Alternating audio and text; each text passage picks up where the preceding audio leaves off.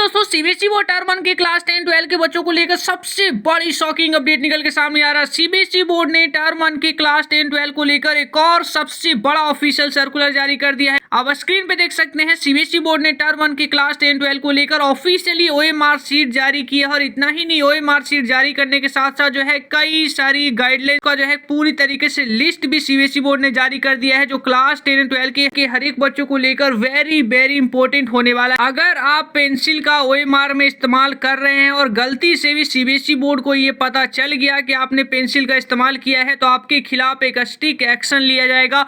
इतना ही नहीं, आपको ओएमआर शीट में आप जो भी क्वेश्चंस का जवाब देंगे उसमें आपको सर्कल को भी भरना होगा और बॉक्स को भी भरना कंपलसरी कहा गया है।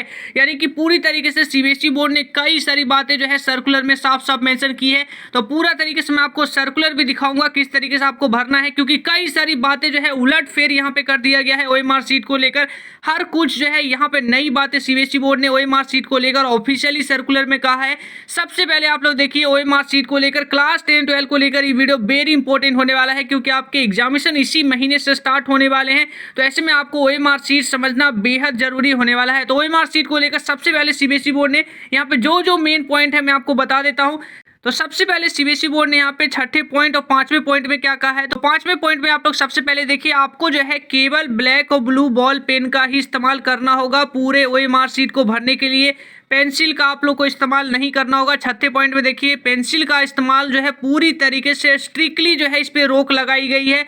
अगर स्टूडेंट्स को पाया जाता है कि उसने पेंसिल का इस्तेमाल किया है ओएमआर शीट को भरते समय, तो उसके खिलाफ जो है एक स्ट्रिक्ट एक्शन लिया जाएगा। यानी सीधी सीधी बात करें तो आपको पेंसिल को ना इस्तेमाल करने के लिए, यानी गलती से भी आपको ओएमआर शीट पे पेंसिल का इस्तेमाल नहीं करना है किसी भी छात्रों के लिए, चाहे वो 10 के हो या 12 के हो। इसी तरीके से जो है कई सारी इंपॉर्टेंट जो है ओएमआर शीट को लेकर यहाँ पे और भी कई सारी बातें हैं। तो सबसे पहले पॉइंट नंबर 1 जो है, सातवें पॉइंट का पॉइंट नंबर 1 देख लीजिए। बोर्ड ने कहा है कि आपका ओएमआर शीट जो बनाई गई है 60 क्वेश्चंस के हिसाब से बनाया गया है। यानी टोटल क्वेश्चंस जो है उसमें 60 होंगे। आपके पेपर में जितना भी मैक्सिमम क्वेश्चन है उस अकॉर्डिंग आप करेंगे। अगर 50 है तो 50 के अकॉर्डिंग करेंगे। टोटल जो है 60 क्वेश्चंस के हिसाब से जो है आपके ओएमआर शीट को बनाया गया है और सेम ओएमआर शीट जो है आपको हर एक पेपर में मिलने वाला है। इसके बाद सेकंड पॉइंट में सीबीएसई बोर्ड ने कहा है कि आपके पेपर में अगर 45 क्वेश्चन है तो आप 45 तक ही अटेंड करेंगे। ऐसा अगर आप करते हैं कि 45 की जगह जो है 46 वाले को 45 बनाकर अटेंड करेंगे तो वो चीज चेक नहीं की जाएगी। तो ये बड़ी बातें जो है सीबीएसई बोर्ड ने सर्कुलर को लेकर यहाँ पे एक और मेंशन किया है।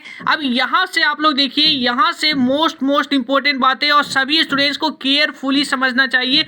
ये बहुत ही बड़ी बातें हैं जो सीबीएसई बोर्ड ने 10 और 12 के टर्म 1 के ओएमआर शीट को लेकर कहा है। तो यहाँ से आप लोग अच्छी तरीके से और ध्यान से समझिएगा। सबसे पहले पॉइंट नंबर 3 में सीबीएसई बोर्ड ने कहा है कि आपको जो है हर एक क्वेश्चन के आगे 4 सर्कल दिए रहेंगे। उसमें जो है आपको करेक्ट आंसर को डार्क करके आपको आंसर देना होगा। यानी ABCD के रूप में आपका जो भी आंसर सही है, B सही है, A सही है, जो भी है उसको आप डार्क करके आंसर लेंगे। उसके बाद जो है आपके 4 सर्कल आप जब फिल कर देंगे उसके बाद जो है एक बॉक्सेस भी दिया रहेगा। तो उस बॉक्सेस में भी आपको सेम उसी चीज को, जो ऑप्शन आपने डार्क किया है उसको वहां पे लिखना होगा। अब यहाँ पे लिखने की बात सीबीएसई बोर्ड इसलिए कर रहा है, सीबीएसई बोर्ड कह रहा है कि जो आप बॉक्स में जो भी लिखेंगे वही फाइनल माना जाएगा। तो ये बड़ी बातें हैं। तो सीबीएसई बोर्ड ने इसी को लेकर कहा है कि आपको सर्कल भी भरना है और साथ ही साथ बॉक्स भी भरना है। आगे और भी पॉइंट देखिए, आपको और धीरे धीरे जो भी सवाल आपके मन में अभी आ रहे हैं सब कुछ क्लियर हो जाएगा। 5वें पॉइंट में सीबीएसई बोर्ड ने कहा है कि बॉक्स के बाद जो है एक सर्कल भी दिया गया है। तो मैं आपको जो है ओएमआर शीट में जल्दी से दिखाता हूँ। यहाँ पे देखिए, बॉक्स के बाद जो है एक और सर्कल यहाँ पे दिया गया है जिसमें नंबर लिखे हुए हैं। तो इस सर्कल को लेकर सीबीएसई बोर्ड ने कहा है इस सर्कल का आप लोग इस्तेमाल तब करेंगे जब आप जो है उस क्वेश्चंस को अटेंड नहीं कर रहे हैं, क्योंकि आपको पता होगा 24 क्वेश्चंस में से आपको 20 करना है और अगर टोटल आपके पेपर में 50 क्वेश्चन है तो 40 ही करना है। तो ये 10 क्वेश्चन जो है आपके सामने ऑप्शनल है। तो ये 10 क्वेश्चन जो आप अटेम्प्ट नहीं करेंगे वो जो है वहां पर आपको उस सर्कल को भरना होगा जो क्वेश्चन आप अटेम्प्ट नहीं करेंगे।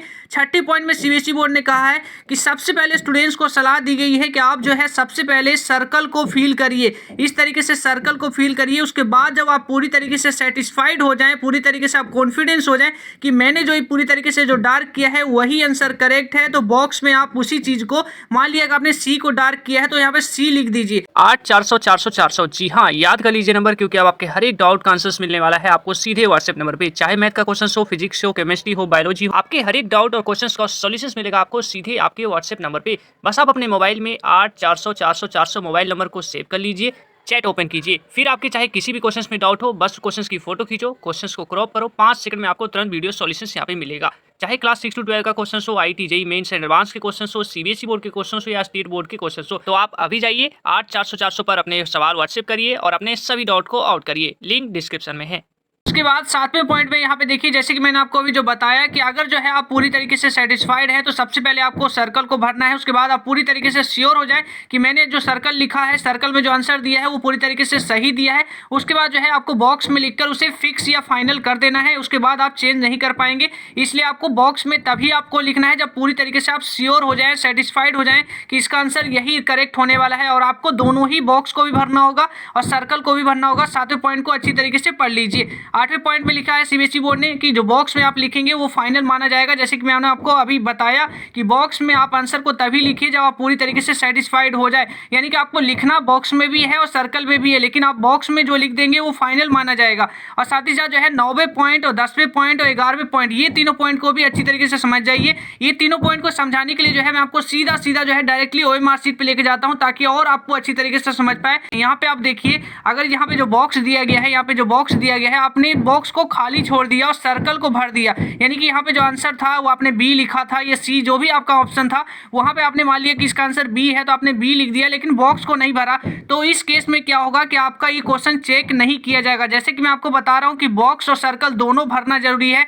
अगर आप सर्कल को भरते हैं, बॉक्स भरते ही नहीं है, तो आपका ये क्वेश्चन को चेक नहीं किया जाएगा। ये आपके 9वें पॉइंट में है, यहाँ पे देख लीजिए। तो इसलिए दोनों ही आपको भरना जरूरी है। 10वें पॉइंट में CBSE बोर्ड ने कहा है कि ऐसा भी हो सकता है कि मान लिया जाए कि आपने जो है पहले केस में क्या था कि पहले में आप इस सर्कल को भर रहे थे, बॉक्स को नहीं भर रहे थे। अब ये ऐसा भी हो सकता है कि आपने बॉक्स को भरा है, सर्कल को नहीं भरा है। तो अगर आपने बॉक्स को भरा है तो क्योंकि बॉक्स जो है, आप जो भी बॉक्स में लिखेंगे वो फाइनल माना जाएगा, इसलिए आप बॉक्स में जो लिखेंगे, यानी आपने बॉक्स को लिखा है, सर्कल को नहीं भरा है, तो उस केस में भी क्या होगा कि आपका जो है बॉक्स वाला आंसर चेक किया जाएगा। इसके पहले वाले केस में क्या था कि आप बॉक्स को खाली छोड़ रहे थे तो चेक नहीं किया जाएगा, लेकिन अगर आप बॉक्स को लिखेंगे तो आपका चेक किया जाएगा। और इसी तरीके से लास्ट और 11वें पॉइंट में CBSE बोर्ड ने कहा है कि आप जो है कुछ भी नहीं भरते हैं, ना ही आप सर्कल भरते हैं, ना ही आप बॉक्स भरते हैं, ना ही लास्ट वाला सर्कल भरते हैं, तो ऐसे केस में आप माना जाएगा कि आपने क्वेश्चंस को अटेम्प्ट ही नहीं किया है। तो ये CBSE बोर्ड ने यहाँ पे जो है कुछ गाइडलाइंस बताई है। अब इस तरीके से CBSE बोर्ड के और भी जो है लगातार सर्कुलर पे और मोस्ट इंपोर्टेंट एडवाइजरी पे जो है हम आपके लिए लगातार बने हुए हैं दोस्तों।